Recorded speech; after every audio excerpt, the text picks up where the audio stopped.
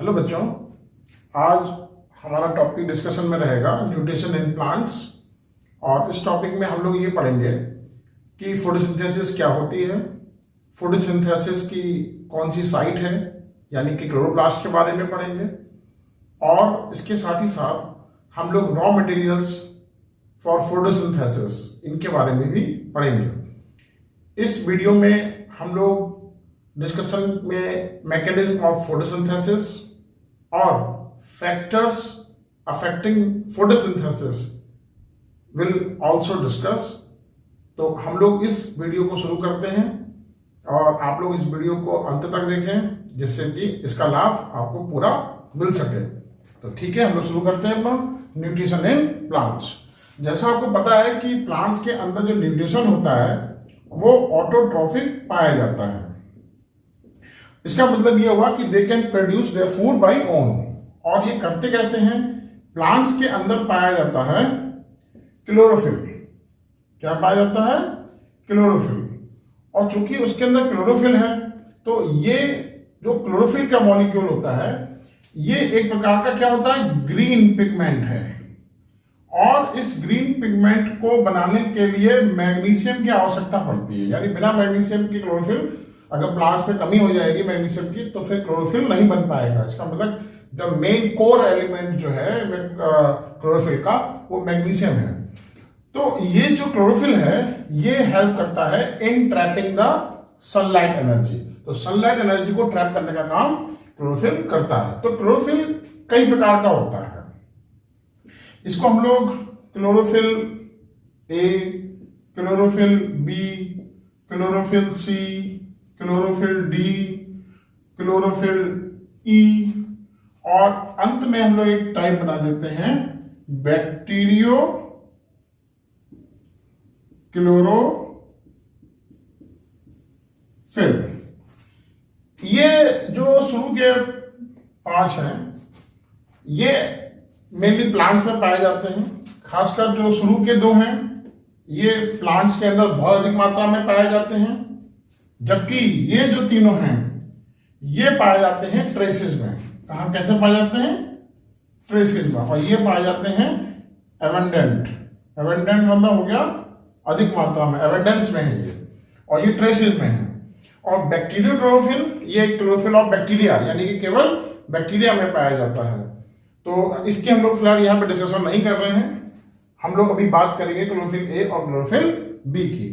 Chlorophyll A और chlorophyll B ये दोनों ही क्लोरोफिल चूंकि है तो सोलर एनर्जी को ट्रैप करने का काम करते हैं। तो ये एक्चुअली में डिफरेंट वेवलेंथ ऑफ लाइट को एब्जॉर्ब करने का काम करते हैं। यानी कि शॉर्टर वेवलेंथ और लॉन्गर वेवलेंथ को ये दोनों मॉलिक्यूल्स एब्जॉर्ब करने का काम करते हैं। इसीलिए क्लोरोफिल ए और क्लोरोफिल बी इन दोनों का बहुत ज्यादा महत्व हो जाता है।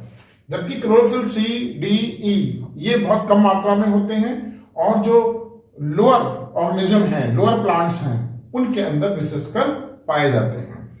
इसीलिए ये हायर प्लांट में बहुत कम मात्रा में होते हैं, जबकि लोअर जो प्लांट्स होते हैं उनमें ये अधिक मात्रा में रहते हैं और फोटोसिंथेसिस की प्रोसेस को परफॉर्म करते हैं। लेकिन क्लोरोफिल ए और क्लोरोफिल बी जो है, जो हायर प्लांट्स हैं, उनके अंतर्गत बहुत अधिक पाया जाता है, जिसमें से क्लोरोफिल बी का रोल ज्यादा होता है। मैं ये नहीं कह रहा कि क्लोरोफिल ए का रोल नहीं है।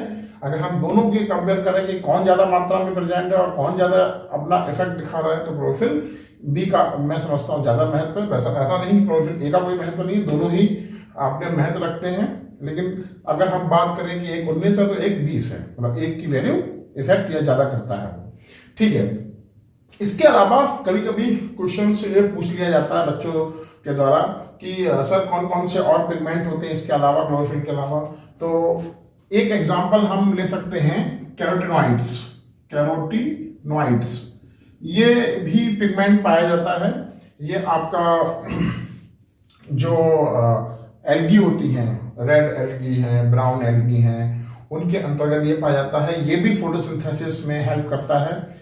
जो आपकी ग्रीन लाइट होती है या पर्पल कलर की लाइट होती है उसके अंतर्गत भी इसके अंदर क्षमता होती है फोटोसिंथेसिस करने की। वो अलग बात है कि क्षमता कम होती है, लेकिन फोटोसिंथेसिस में ये हेल्प करता है। तो कैटोनाइड भी एक पिगमेंट है जो कि क्लोरोफिल के अलावा है। इसके अलावा ज़ैंथोफिल भी पाया जाता है एज ए पिगमेंट। तो ज़ैंथोफिल भी हम लोग यहाँ कोई पूछे तो नाम दे सकते हैं। तो ज़ैंथोफिल्स भी होते हैं, क्लोरोफिल हो गया, कैटोनाइड हो गया, ज़ैंथोफिल हो गए, ये सब हमारे प्लांट के अंदर पिगमेंट पाए जाते हैं, जिसकी वजह से प्लांट के अंदर डिफरेंट कलर भी आते हैं और प्रोसेस ऑफ फोटोसिंथेसिस भी होती है। ये हम लोगों ने बात की पिगमेंट्स के ऊपर, और इन्हीं पिगमेंट की सहायता से परफॉर्म होता है फोटोसिंथेसिस। अब वो फोटोसिंथेसिस है क्या चीज? देखिए, फोटोसिंथेसिस का मतलब होता है formation of food with the help of CO2 and water molecules. The formation of food with the help of carbon dioxide and water molecules in the presence of chlorophyll. In the presence of chlorophyll and sunlight to form food along with oxygen and 6 molecule of water also liberates here released. अब यहाँ पे अगर आप देखें तो एक equation है photosynthesis की।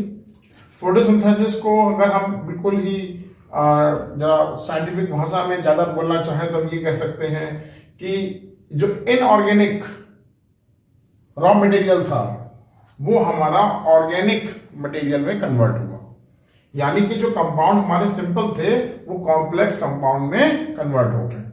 यही प्रोसेस जो है फोटोसिंथेसिस की, क्योंकि हम कार्बन डाइऑक्साइड और वाटर को एज ए फूड यूज नहीं कर सकते हैं। हमसे मतलब प्लांट्स, तो यहाँ पर जो ग्लूकोज है वो फूड है और ये ऑर्गेनिक कंपाउंड है, और इसको हम मतलब प्लांट्स यूज भी करते हैं, हम लोग भी यूज करते हैं जो प्लांट में स्टोर होता है।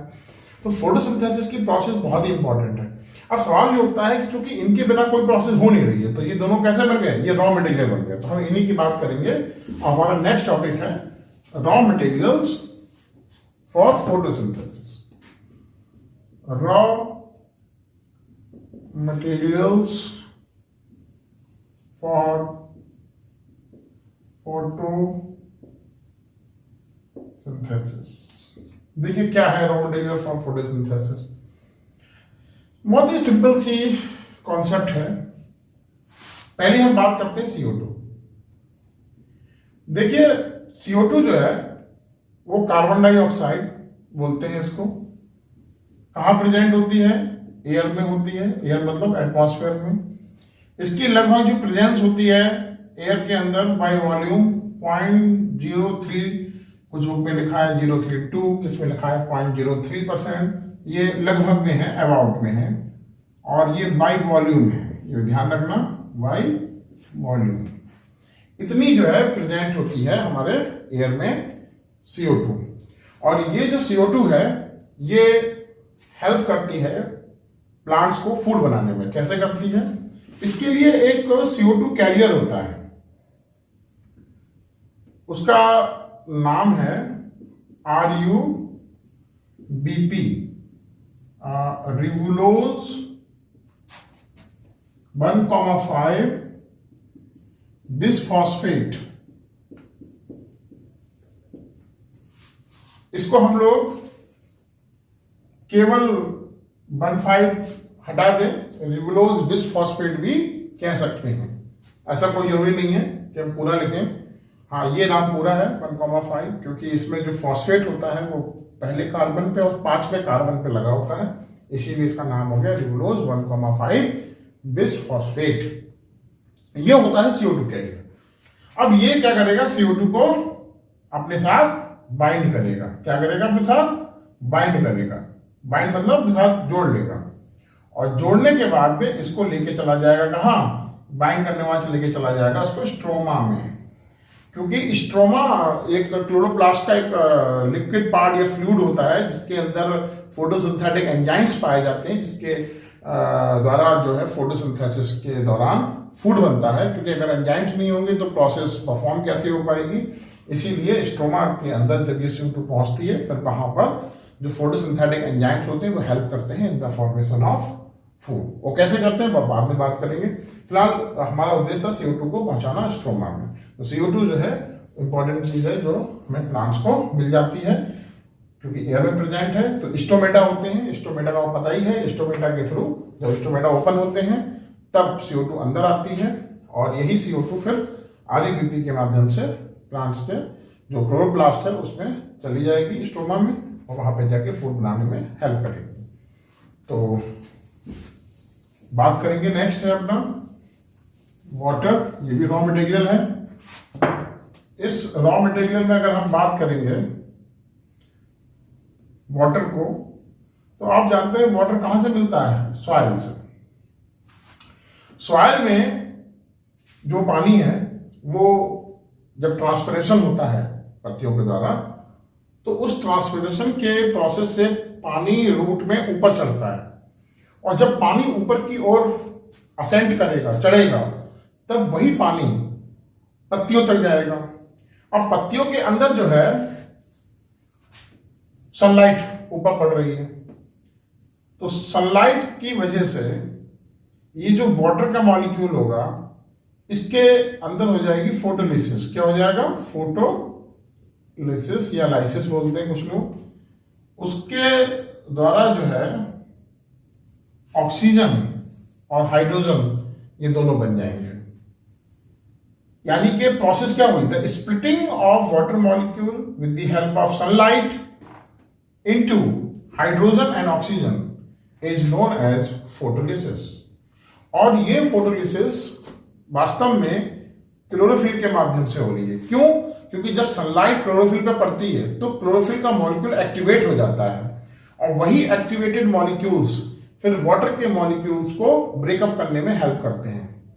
क्यों? क्योंकि वही जब एक्टिवेट होंगे तो अपने अंदर से इलेक्ट्रॉन निकालते हैं और वही इलेक्ट्रॉन फिर इस H2O को स्प्लिट करने में हेल्प करता है, जिससे कि हाइड्रोजन और ऑक्सीजन बनता है।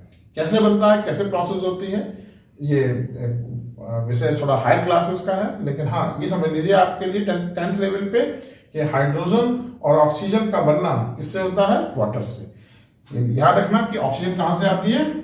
वाटर से। ये CO2 से नहीं आती है। ऑक्सीजन कहां से आती है? वाटर से आती है। तो फोटोलिसिस के दौरान बनता है। तो इस तरीके से ऑक्सीजन मिल गई और ये ऑक्सीजन हवा में निकल जाती है थ्रू स्टोमेटा। जब स्टोमेटा ओपन होते हैं और इसमें से ऑक्सीजन जो है प्लांट्स भी लेता है अपने रेस्पिरेशन के लिए, बाकी जो एयर में जाती है वो हम लोग भी लेते हैं उसको। तो इस प्रकार से ये बैलेंसिंग का, इसीलिए हम मानते हैं plants helps in balancing the oxygen level in the air. अब बात आती है हाइड्रोजन। हाइड्रोजन क्या है? हाइड्रोजन बहुत इंपॉर्टेंट है। ये भी, इसको भी कैरी करने के लिए एक कैरियर होता है, इसका नाम होता है NADP। NADP, ये NADP क्या होता है? निकोटिनामाइड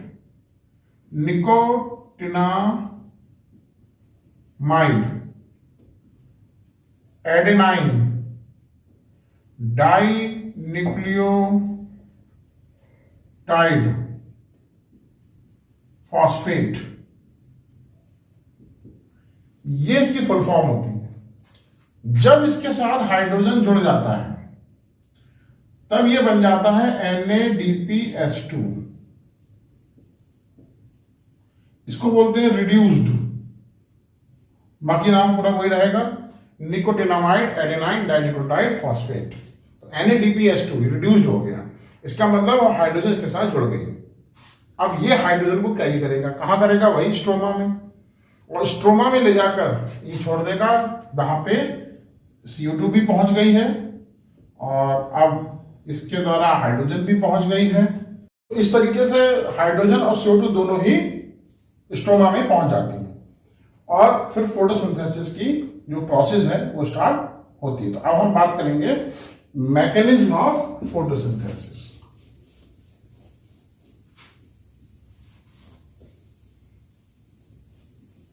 तो मैकेनिज्म ऑफ फोटोसिंथेसिस में ध्यान देने की जरूरत है कि जो फोटोसिंथेसिस होती है,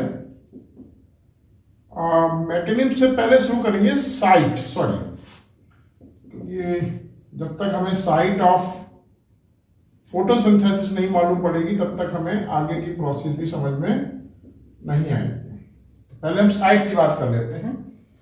साइट ऑफ फोटोसिंथेसिस में क्लोरोप्लास्ट होता है इंपॉर्टेंट, बताइए आपको।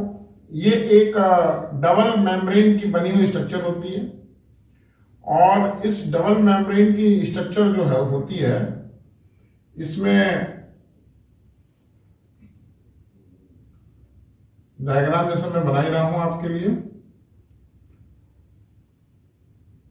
इस डबल मेम्ब्रेन की स्ट्रक्चर में सबसे बाहरी की जो मेम्ब्रेन होती है उसे कहते हैं आउटर मेम्ब्रेन, जो अंदर की मेम्ब्रेन है उसे कहते हैं इनर मेम्ब्रेन। इसके अंदर की तरफ कुछ डिस्क शेप की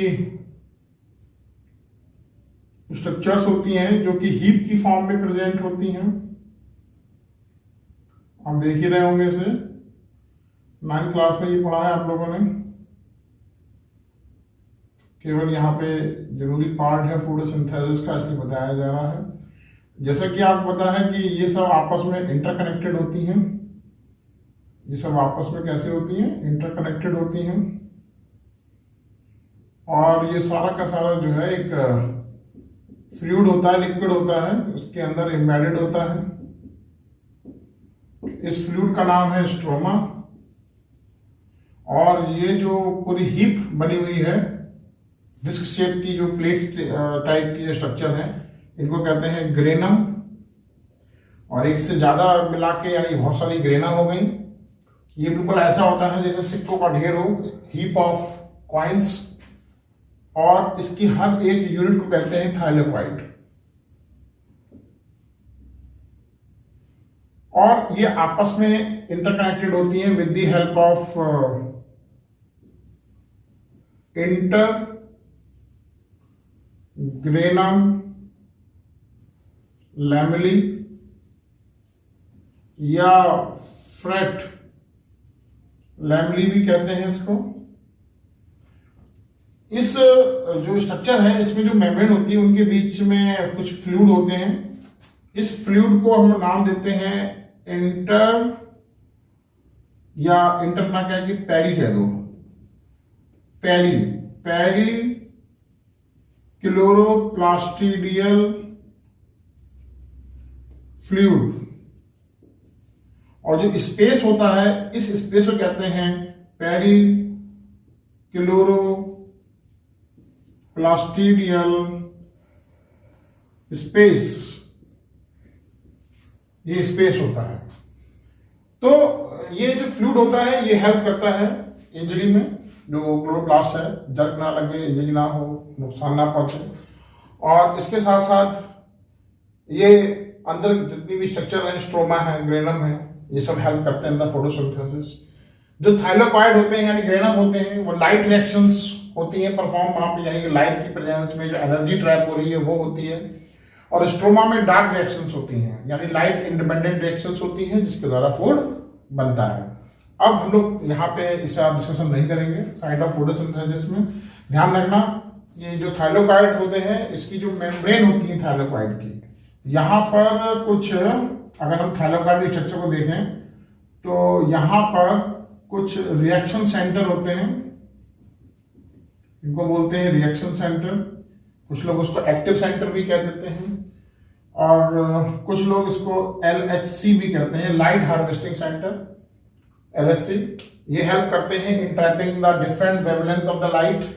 इसीलिए थाइलेकोइड की जो मेम्ब्रेन होती है वो फोटोसिंथेसिस में बहुत बड़ा रोल प्ले करती है, क्योंकि उसी के पास में या उसी में LHC यानी लाइट हार्वेस्टिंग सेंटर पाए जाते हैं, जो लाइट की डिफरेंट वेवलेंथ को अपने अंदर एब्जॉर्ब करते हैं, और जिससे कि फोटोसिंथेसिस के लिए रिक्वायर्ड एनर्जी मिल सके। तो ये बहुत ही इंपॉर्टेंट है थाइलेकोइड। इसलिए अब हम लोग बात करते हैं मैकेनिज्म की।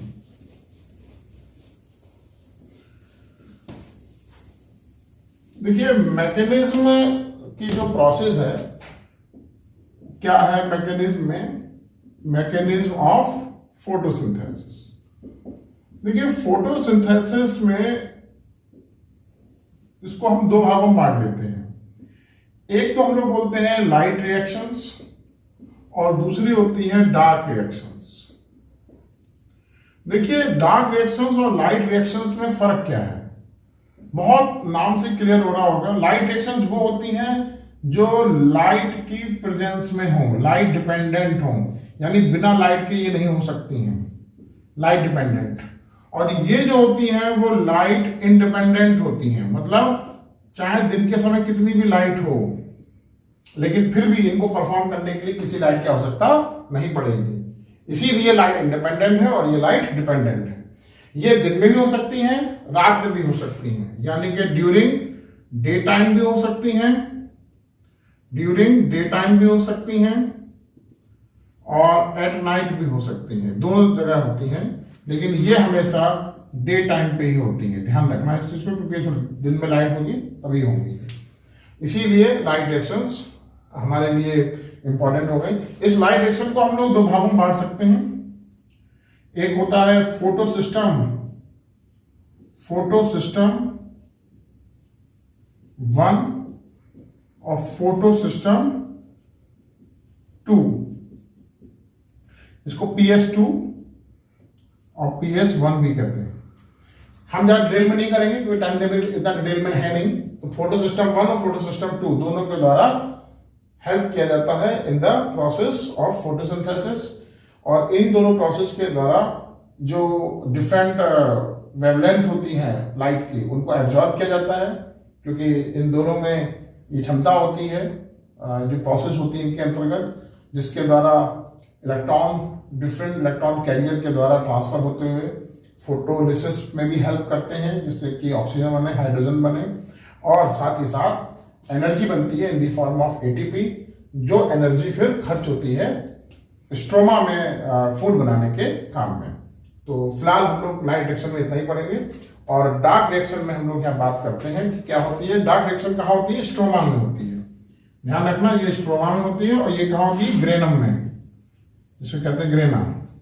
स्ट्रोमा जो है इसके अंदर नेसेसरी फोटोसिंथेटिक एंजाइम्स पाए जाते हैं। ये नेसेसरी फोटोसिंथेटिक एंजाइम्स हेल्प करते हैं in the process of photosynthesis. कैसे करते हैं इसके लिए आपको एक रिएक्शन देखनी पड़ेगी, तो जल्दी समझ में आ जाएगा। बहुत छोटी सी रिएक्शन है डार्क रिएक्शन की। देखिए, जैसे आपको पता था कि NADPH2 होता है, ये हाइड्रोजन लेके आया, RUBP ने क्या काम किया? CO2 को लेके आया और ATP खर्च हुई, जो कि सब आ गई है, ATP एनर्जी बन गई लाइट रिएक्शन के दौरान। तो यहाँ पे H2 और CO2 दोनों मिलके बना लेते हैं स्टार्च। ये स्टार्च का जनरल फॉर्मूला है। और NADP जो पहले रिड्यूस हो चुका था वो फिर से ऑक्सीडाइज हो जाता है, यानी कि फिर से नॉर्मल स्टेट में आ जाता है। और RUBP जो लेके आया था CO2 को, वो फिर से फ्री हो जाता है। और जो ATP थी वो ADP में कन्वर्ट हो गई, यानी उसने एनर्जी दे दी किसे? स्टार्च को, यानी कार्बन हाइड्रोजन ऑक्सीजन की जो बॉन्डिंग हो रही है उनको बनाने में खर्च हो जाती है एनर्जी। और इस प्रकार से ये जो प्रोसेस है फूड बनने की वो पूरी जाती है, क्योंकि यही हमारा फूड है। बनता पहले ग्लूकोज की फॉर्म में, बाद में ये कन्वर्ट हो जाता है स्टार्च में। तो ये प्रोसेस है मैकेनिज्म ऑफ फोटोसिंथेसिस। अब हम लोग बात करते हैं फैक्टर्स अफेक्टिंग फोटोसिंथेसिस। अब देखिए कौन कौन से फैक्टर्स होते हैं जो फोटोसिंथेसिस को अफेक्ट करते हैं। अब इनकी बात करेंगे, बहुत जल्दी से हम लोग इनको लेके चल रहे हैं। पहला है हमारा वाटर। देखिए, पानी बहुत जरूरी है फोटोसिंथेसिस के लिए। अगर पानी नहीं होगा तो फोटोसिंथेसिस परफॉर्म नहीं हो पाएगी, क्योंकि हाइड्रोजन और ऑक्सीजन कहाँ से लिबरेट हो रही है, कहाँ से अलग हो रही है? पानी से। तो पानी होना बहुत जरूरी है, बिना पानी के फोटोसिंथेसिस नहीं हो पाएगी। यानी कि more is the water, more is the photosynthesis. More water, more photosynthesis. ध्यान रखें, हर चीज की लिमिट होती है। ऐसा नहीं है कि साहब पूरा प्लांट को डुबा दो पानी में और फिर बोलो कि अच्छी होगी फोटोसिंथेसिस, ऐसा भी नहीं है। हर चीज की लिमिट होती है। CO2 obviously more is the CO2, more is the photosynthesis, लेकिन हर चीज की लिमिट है। तो हर चीज में एक लिमिटेड लेवल तक ही वो चीज रहेगी, तभी वो प्रोसेस अच्छी होगी। हाँ, लेकिन ये निश्चित है कि मोर कंसंट्रेशन अगर रहेगी तो वहां पे फोटोसिंथेसिस अच्छी रहेगी। तो मोर CO2 कंसंट्रेशन, तो मोर फोटोसिंथेसिस, ये नियम यहां भी लागू होता है। इसी तरीके से लाइट की प्रेजेंस, जैसा पता है कि लाइट अगर ज्यादा रहेगी तो फोटोसिंथेसिस भी खूब अच्छे से परफॉर्म होगी। यहाँ पे लाइट की इंटेंसिटी की बात बहुत इंपॉर्टेंट होती है। इंटेंसिटी की मैंने मतलब क्यों बोल रहा हूँ, इसलिए बोल रहा हूँ कि इंटेंसिटी जितनी ज्यादा रहेगी फोटोसिंथेसिस उतने अच्छे से हो पाएगी, क्योंकि फोटोसिंथेसिस के लिए एक निश्चित वैल्यू, थ्रेशोल्ड वैल्यू का होना बहुत जरूरी है, जिससे कि क्लोरोफिल मॉलिक्यूल्स एक्टिवेट हो सकें और उनसे इलेक्ट्रॉन निकल के फिर जो फोटो सिस्टम 1 और फोटो सिस्टम 2 की हमने बात की थी, उसमें एनर्जी का रोल बहुत है। लाइट रिएक्शन में लाइट का बहुत रोल होता है। तो लाइट अगर इंटेंसिटी उसकी प्रॉपर नहीं होगी तो वो इलेक्ट्रॉन को इजेक्ट नहीं कर पाएंगे, इलेक्ट्रॉन निकल नहीं पाएंगे फोटो सिस्टम से, तो इस तरीके से फिर उनका कोई काम नहीं हो पाएगा। चौथा हमारा फैक्टर है टेम्परेचर। टेम्परेचर अगर हम बढ़ाएंगे तो फोटोसिंथेसिस बढ़ती है। मोर टेम्परेचर मोर फोटोसिंथेसिस, लेकिन ध्यान रहे टेम्परेचर भी एक लिमिट में बढ़ना चाहिए। क्यों? क्योंकि अगर टेम्परेचर बहुत ज्यादा हो जाएगा, जैसा हम कह रहे हैं कि ज्यादा टेम्परेचर होगा तो ज्यादा फोटोसिंथेसिस होगी, इसका ये बिल्कुल भी मतलब नहीं है कि हम टेम्परेचर बहुत ज्यादा कर दें, 50, 60, 100 कर दें, ऐसा नहीं। क्योंकि अगर टेम्परेचर हम बढ़ा देंगे तो एक लिमिट के बाद में जो क्लोरोफिल है और जो एंजाइम्स हैं उनकी स्ट्रक्चर डिस्टर्ब हो जाएगी, यानी कि एंजाइम्स डीनेचर्ड हो जाएंगे, और ऐसी कंडीशन में फिर वो फोटोसिंथेसिस की जो प्रोसेस है वो स्टॉप हो जाएगी, नहीं हो पाएगी। तो इस प्रकार से हमने देखा कि चारों फैक्टर बहुत इंपॉर्टेंट है। H2O रिक्वायरमेंट हमारे लिए जरूरी है, CO2 की भी, लाइट की भी, उसमें इंटेंसिटी का बड़ा रोल है, और टेम्परेचर हमारा होना बहुत जरूरी है, ऑप्टिमम टेम्परेचर, जिससे कि फोटोसिंथेसिस की प्रोसेस आसानी से होती रहे। तो ये हमारे थे फैक्टर्स अफेक्टिंग फोटोसिंथेसिस। इस टॉपिक में हम लोग डिस्कशन किया न्यूट्रिशन इन प्लांट्स, और हम लोग बात करेंगे न्यूट्रिशन इन एनिमल्स। तब तक के लिए बाय बाय।